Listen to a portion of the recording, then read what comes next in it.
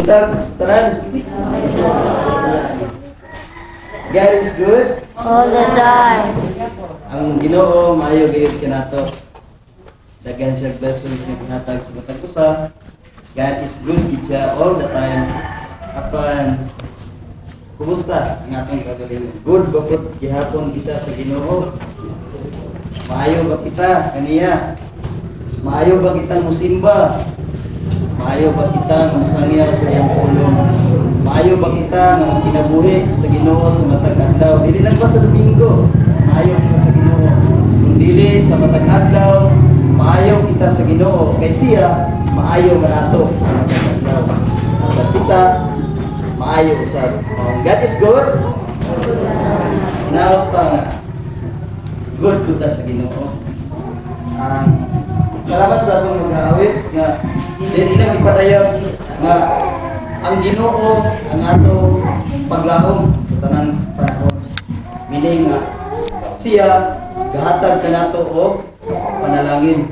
Pinaagi kaniya kita mahimong madaogon. Naghatag sa daghan panalangin, blessing sa atong kinabuhi.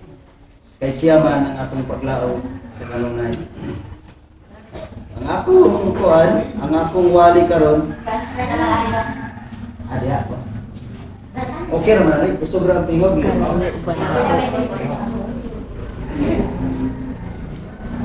na wali.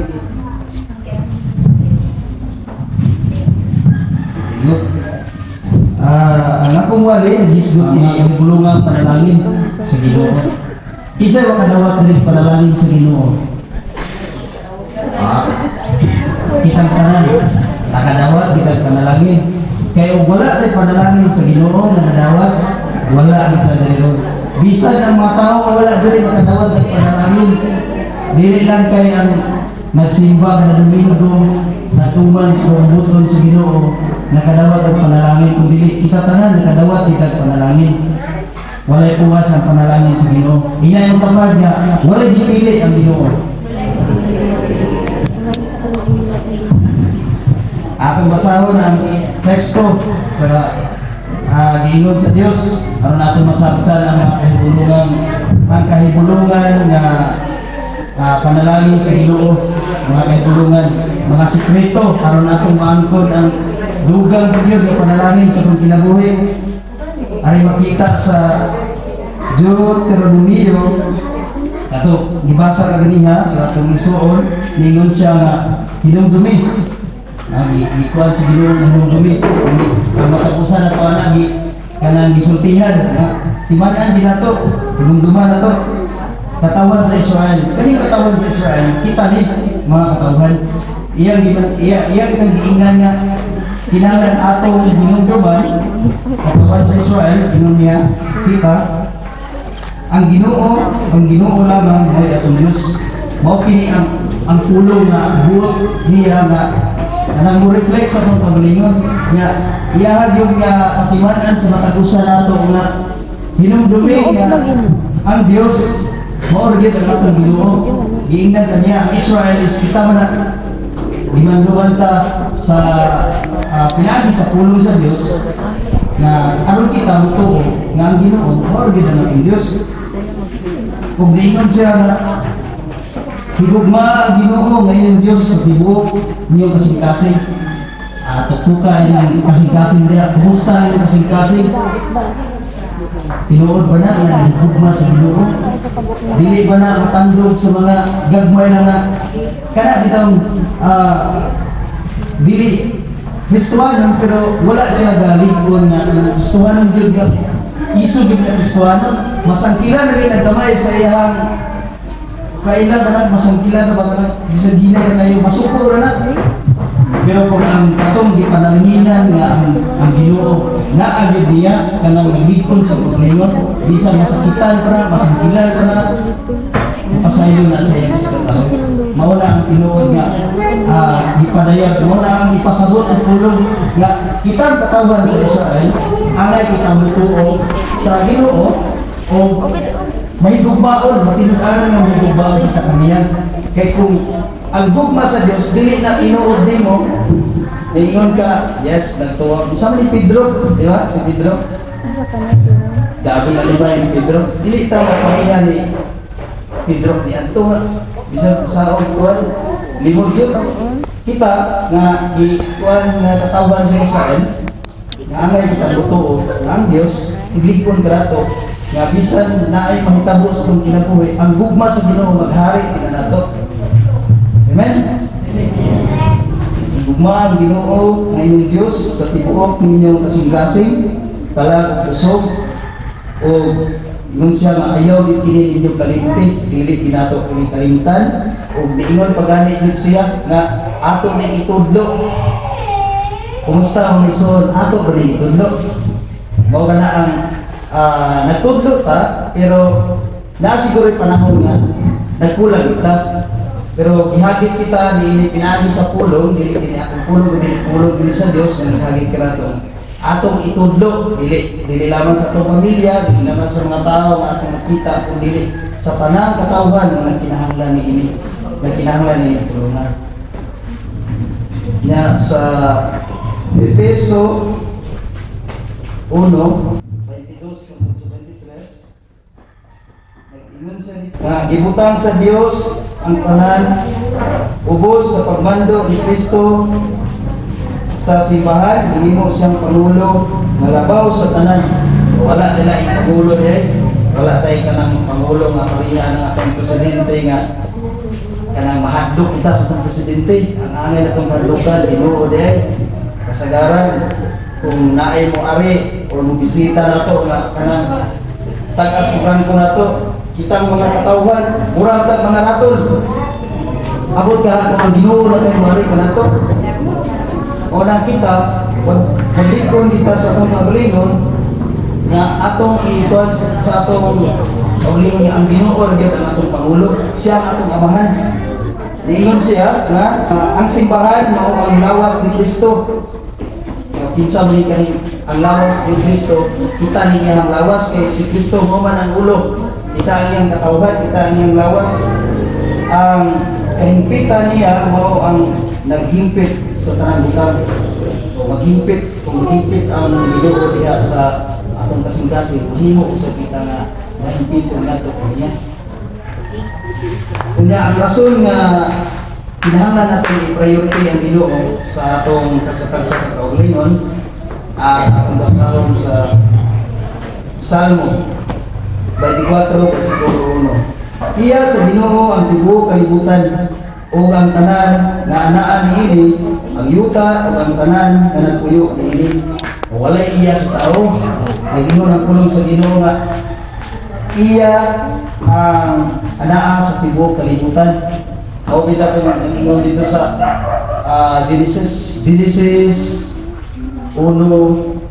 sa bato na gihimo sa Ginoo ang tao sama sa nagway niya siya ang magbuot, magbando, siya ang roll over sa tanan nga butang nga naa sa kalibutan.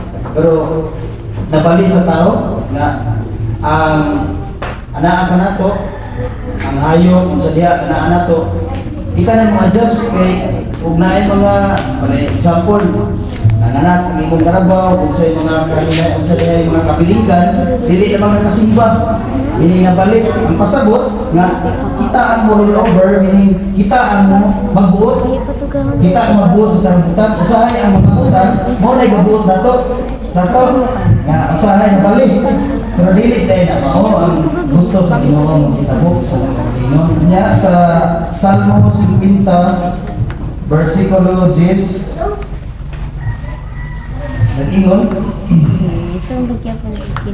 kaya kuha man ang tanan mananaw sa kalasangan lakip ang mga baka sa linibong kabunturan wala inday para tuwa ang tanan mga butaw tanan nga anaa sa kalibutan iya gid sa Ginoo wala iya sa tao bona dili maligaya isip tao na mga panahon nga mag-uol ta kay mag-uol ta kung mamatihan ta kung sa diya mag-uol magyud ang tao apan isalig na to sa Ginoo kay nag-ingon ang iyang pulong na iya ang tanang butang sa kalibutan Kung unsa ang nawala nimo, kung usali ko muampo ka sa Ginoo, aduna siya ihatag kanimo na kanang mas nindot panalangin imong malawat, mga kahibulungan panalangin imong ma-receive gikan sa Ginoo.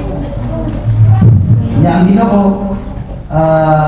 nag-send pud siya og mga panalangin. Unsa man yung mga panalangin nga iyang gipadala nato?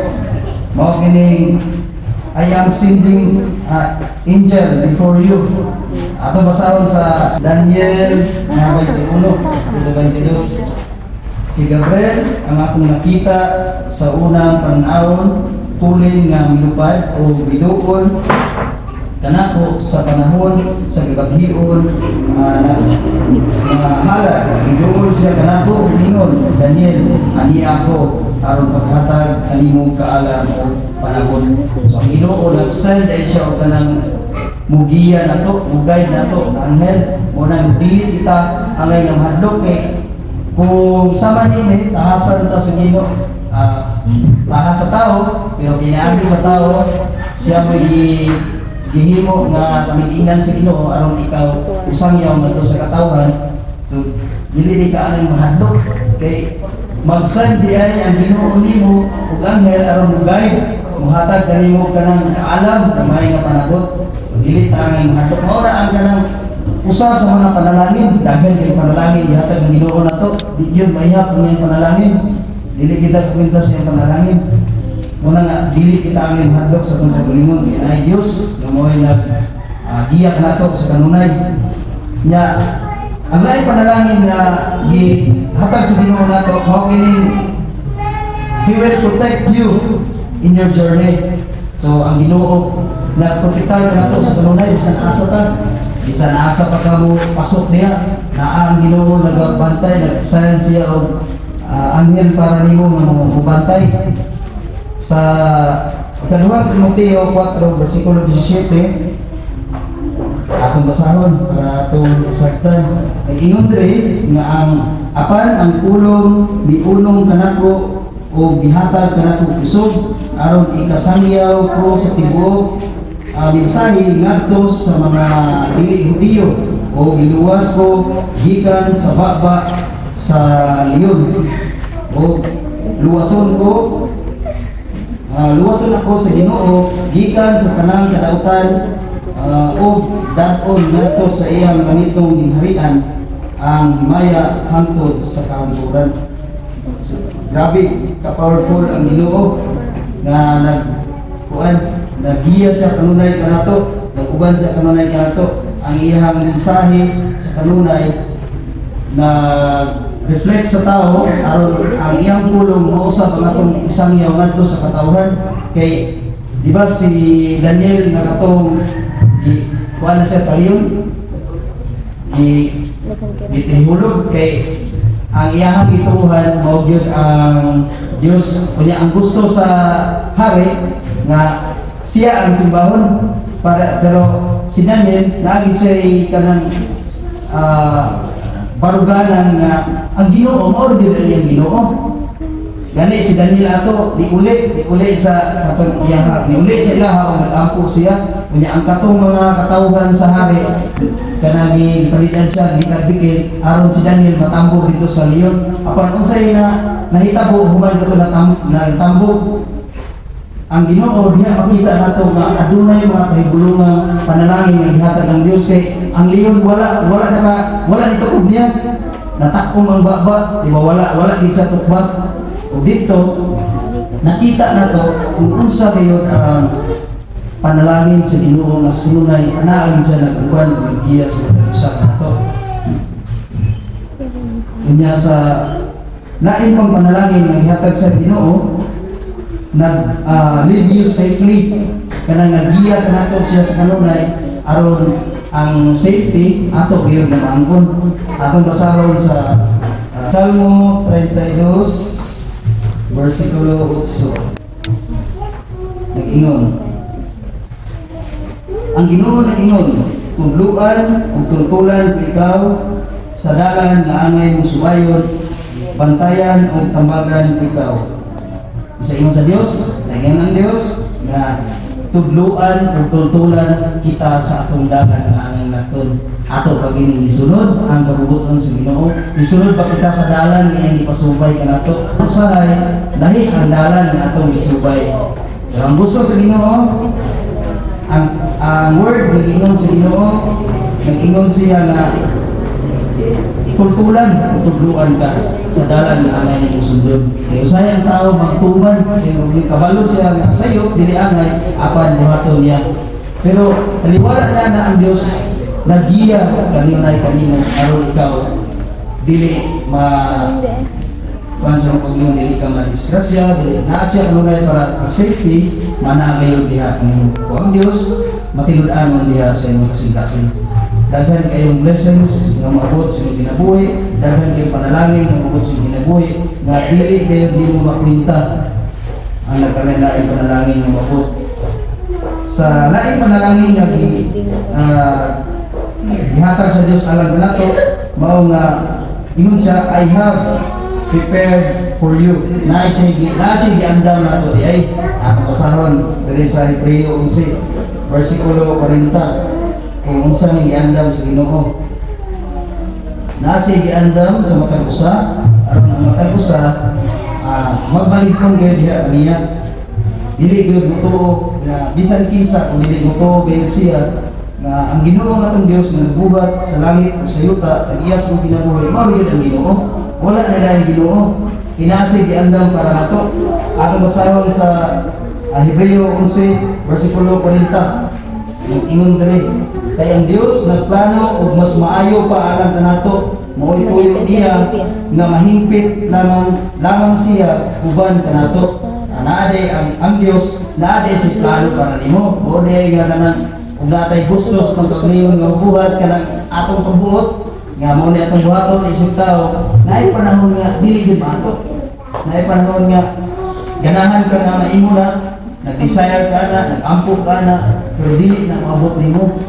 Kay ang Ginoo mas nakahibalo, mas na sila ing plano para nimo nga mahimo ka ug magamit kaniya diha sa iyong mayaan. Kay usahay ang tao nag-desire siya para lang siya sa iyang kaugalingon o para lang sa iyang pamilya, para sa iyang barkada. Tanan-tanan mga isuon nga atong desire dili na para sa tao kundi para kaniya. Kay kung ang Ginoo dili mahimuot sa desire sa tao, kay naa man siya desire para sa atoa ngadto kaniya, karon aduna kitay panikinan tao ngadto sa Dios, dili gyud ka na natong angkon. Mao nga kung mag-desire gani kita o mga butang, maging-istorya kita sa Dios. Bisan unsay atong buhaton sa atong kaugalingon, bisan trabaho, bisan gusto kang mutukod og negosyo, gusto kang mutukod og panimalay, ato kanang iampo sa Ginoo. Kay kanang mga butang nga atong iampo kaniya, ato kanang ginisad, ato kanang ganahan gusto nga maangkon. Ato nang iampo ngadto kaniya nga aron kita giyahan sa Dios sa atong matag adlaw nga pagkinabuhi. Kay kung ang Dios dili gusto niya nang imuhang gusto, dili gyud kana nimo maangkon. Apan kung ang Dios nagtan-aw sa panalangin nga makaayo kanimo ug makaayo ngadto sa Dios, bisan unsay mitabo sa imong kaugalingon, bisan dugay na maabot sa imong kaugalingon, maangkon gyud nimo. Sa laing panalangin nga gihatag sa Dios kanato, daghan mo kay panalangin ang Dios, daghan isang panalangin nga gihatag sa nato. Dili mo ginato lima I will be an enemy to your enemies. Ayon ng Dios nga ang iyang promise diri nga kung kinsa atong mga kaaway, kung kinsa ang mag-away kinsa ang mag-away kanato, naday kitay mulaban, naday mulaing mag-away nato sa mga tawo nga mag-away kanato. Ang Ginoo atong basahon sa Deuteronomy 28 para atong masamtan, atong basahon ang pulong sa Ginoo. Nag-ingon diri niyang pulong, itugyan sa Ginoo kaninyo ang inyong mga kaaway, mag-iusa sila pagsulong kanimo, apan managan sila nga magkatibulaan. iya ato na itugyan sa Ginoo. Dili ta mo ingon nga ug awayon sa mong kaaway, awayon ko na to. Sayo dira, dili mo giingon sa Biblia, lahi dahil ingon sa Biblia. Kung doon na dahil mag-away na to, ato rin na iampo, ato itugyan na ito sa Ginoo. Dili dahil itong pasingitan sa itong silingan, pasingitan sa kauban, pasingitan, sayo dahil. Dili mo mao ingon sa dili mo mao na sulat dili ay lahi man ang isulat. Sayo guro nila.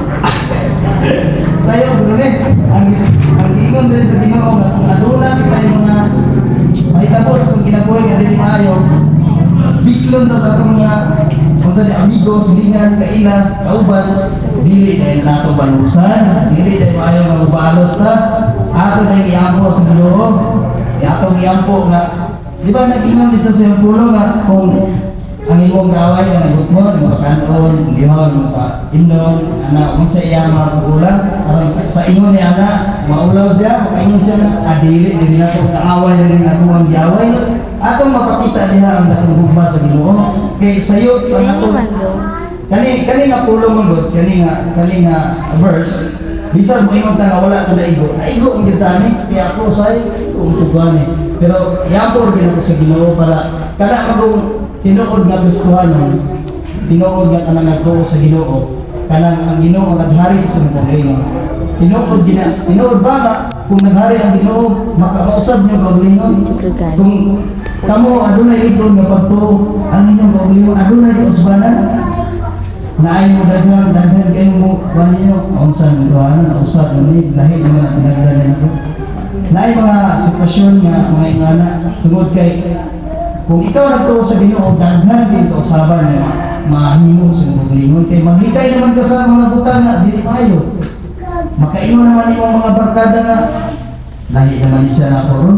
Kanang daghan na kayo mga istorya nga imong madunggan apan ingon ang tulong sa Dios itugyan ra nato kaniya, yampo ra nato kaniya, kaya kabubuton sa tao dili kabubuton sa Ginoo. Ingnan mo kauban nga wala na ingnan mo tapad wala na diri na wala na diri wala na dito wala ang tulong sa Dios na angay ginatong mapatunan kay usa mo gini kulang pa nato ba ato gini kunon usahay ra kuan ta na magdasigo na kita sa lunay na aw daghan kay panalangin man sa Ginoo pagwali na pag diri katong una gamay na ang giwalihan karon daghan na kayo diha na to makita na panalangin ang sa Ginoo nga gihatag kay wala na kita dili na daghan muna ang mga panalangin daghan kay panalangin sa Ginoo arita sa lain panalangin I will give you food and water mahatag ang Ginoo nini atong basahon sa Salmo 23 versikulo 5 nag-ingon diri, iandaman mo akong pagkaon at tubangan sa akong mga kaway, ihugan mo og lana nga ako sa akong ulo, o ipaawas mo ang akong kupa. Ang imong kaayo o gugma, maguban kanako sa tibuok kong kinabuhi, o magpuyo ako sa balay sa Ginoo hangtod sa kahanturan. So, ang Ginoo, mao ni permi nato nga nadawat ng panalangin. Napirmi yata sa Ginoo nato na niingon siya na I will give you food and water. Mao ni kasundaro nato nga mao gini permi nato madawat sa matag adlaw. Apan ang tao sahay mabalaka. Gani basig ang uban diri wala makaandal paniog to. Ingon na nga unsa kaya ang sudan ron? Unsa kaya ang sudan ikabot? Unsa kaya ang lutuon? Ang tao mabalaka gyud ni ana. Apan kung ang tinuod nga Kristohanon, ang tinuod nga sulugoon sa Ginoo dili na ang mabalaka kay God will provide kanunay maghatag siya sa kanunay. Aduna si tao nga gamiton aron ikaw makakaon kung wala kay pagkaon na ang Dios sa kanunay naghatag og panalangin. Nag-ingon siya sa lain niya nga panalangin nga gihatag, I will protect you from illness. So mao gini kasagaran nato nga madawat sa tao nga magkasakit-sakita, dili kalikayan ni ako maangkon ang mga kaluyahon sa atong pagtuo, kaluyahon sa atong lawas, sa sulod ug sa gawas. Apan ang Dios sa kanunay naglikon ug nag-ayo nato.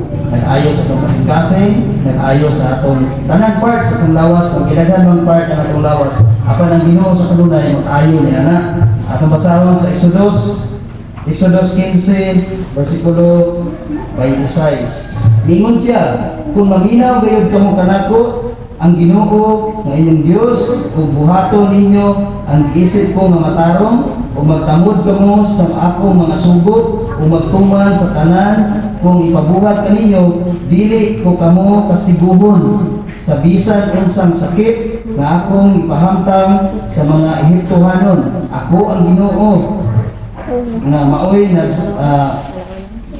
nag-ayo kaninyo. Mo ni saad sa Dios, dito kay ang saad sa Ginoo no? Sa Exodus, dindot kayo ang yung saad nga kung kita magsalig kayo sa Ginoo, kita mag-ampo diha kanunay kaniya, naagid sa kanunay nag-ayo na to. Atong masabtan, maayo kayo pagkasulti ang iyang pulong, na kung kita maminaw diha kaniya, maminaw sa iyang sugo, maminaw sa iyang mga pagmando na to, bisan pagpusa kaluya ang atong lawas, apan ligpon o puno kita sa espirituhanon, busog kita sa espirituhanon, dali o natong maangkon ang kaayuhan. Kaya naaman ang Ginoo, nagiya o naguban sa kanunay, sumalagot ang kinabuhi ni Job. Grabe naman dito, ang iyahang na-feel sa iyahang kawalingon, apan pinaagi sa Diyos, makita ang iyahang pagkabalaan, diya makita ang iyahang matinud-anon sa paghatag o panalangin, ang kaayuhan, nahimo yun. Kung nakita kayo din nga grabe nga nag-awas na panalangin, ng ibalos, ng ihatag. Kung kita maminaw, kung ang matag-usak na to, maminaw kayo sa tingog sa Ginoo, sa mando sa Ginoo. Kung ang tao dili maminaw sa mando sa Ginoo, dili ta ka promise kung unsay moabot kaniya. Pero ang sugo sa Dios nga nag-ingon, maminaw kayo kita kaniya, kay siya mag-uban kanato sa kanunay. Munay saad sa Ginoo nga iyang isulti. O ang last na panalangin, nag-ingon, I will give you long, full lives. O gikinit pinaka the best na panalangin gihatag sa Ginoo nato, nga kanang itagaan kaniya og taas nga kinabuhi, hindi baba nga kinabuhi. Ato ni nadawat ka na ito taas nga kinabuhi. Ato basahon sa Salmo 92:14. Nag-ingon diri. Itong basahon atong masabtan nga kani mga akong isulti nasulat yun sa Biblia. Nag-ingon, mamunga gihapon sila bisan tigulang na o kanunay lunhaw o ligon.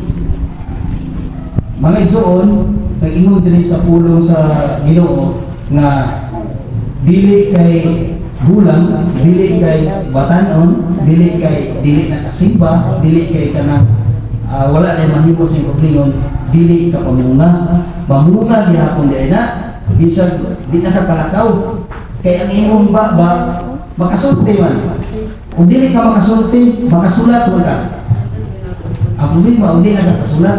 Mo na giingon nga, dili na ito bulaton ang panahon nga maglisod na tagang mag-anak na ta, usa pa tamo tawag sa Ginoo. Mo na giingon nga, ayaw yung bulata ang mga adlaw nga kanang magmahay na kasi mo kaulingon. Atong na mabasa sa Ecclesiastes no, nga dili na nato ang bulaton nga magmahay na ta nga, may pa ni alagad ko sa Ginoo nga atong hindi ko paglawas, kanang makasulti o makasangyaw o makadahig pa niya, dili na nato bulaton. Kay ang gusto sa Ginoo nga mamunga dahil kita, dili dahil na nga mayong ka sa imuang sa brother, kanang kumusta naman karon niya, mayong ko ka, maurang hapon, walay na usab, dili na dahil gusto sa Ginoo. Ang gusto niya sa Ginoo nga, kanang dili mo rin hapon, kung dili na munga na dahil ka, dili din lang kanang kumusta brother, kumusta sister, maurang hapon, nabuhi, nanir yung pobre, ayaw pa kaulang, so paingon sa hapon,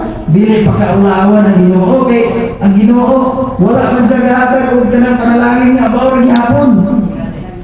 Di ba? Na kumusta ang imong kinabuhi, mao gyapon dili. Kumusta ang imong kinabuhi? Kanang nakuha na nakasangyon sa pulo sa Ginoo na hidaghan na mo sa imong pamilya, nagmaligko na ang imong pamilya, ang imong tibuok pamilya nialaga ng isimba na sa Ginoo. Mo na gusto sa Ginoo na kanang mamuna ka, dili mo sa Dios itugyan ngadto kaniya. Kay kung itugyan nimo sa Ginoo ang imong mga problema, ang imong mga tayo mulawon ka, ikaw mahimo magmalakuson. Kaya ang Ginoo muhatag ina mo provide din nimo dili ka pasagdan. Kay nasay bigyan ko kaniya musal ang Ginoo ang anghel para nimo mamugiya yun nimo dili ka pasagdan. Sa Hebreo, sa last verse na Hebreo 11 versikulo 4 nga ihagit ang natagusan nato ani nga angay din kita magkinabuhi matindaran nga sa Ginoo. Isumala sa Panginoon kaganiha kung ang Ginoo magligod diha kanimo, ang Ginoo aduna kanunay ana kanimo, ang imong kaugalingon dako kayo kausbanan dili naka nga si ayan lo gihapon kung dili ayan nga magunahon ngadto sa iyang pamilya o ngadto sa iyang isig katao pinagi sa Ginoo. Ato basahan ang verse nga nag-ingon nagtungod sa pagtuo naghalad si Abel ngadto sa Dios ug mas maayong halad kay sa Cain tungod sa iyang pagtuo gipahimutan siya sa Dios. Ingon nga tao matarong kay gidawat man sa Dios ang iyang mga halad. Patay na si Abel apan pinaagi sa iyang pagtuo na nagsulti gihapon siya. Kung igsuon mao kini ang pulong sa Dios na buot ipasabot kaninyo ina ang iyong tapad. Patay na si Abel apan buhi pa ka. Inaot ka ang Diyos mo'y inaot ka ang Diyos mo'y magapanalangin sa kalunay nga ang matagpulong nga igawas karon sa baba mao kini inyong makinabuhi o mao kini inyong magamit ngadto sa iyong pamilya o ngadto sa inyong katao. Amen. Thank you.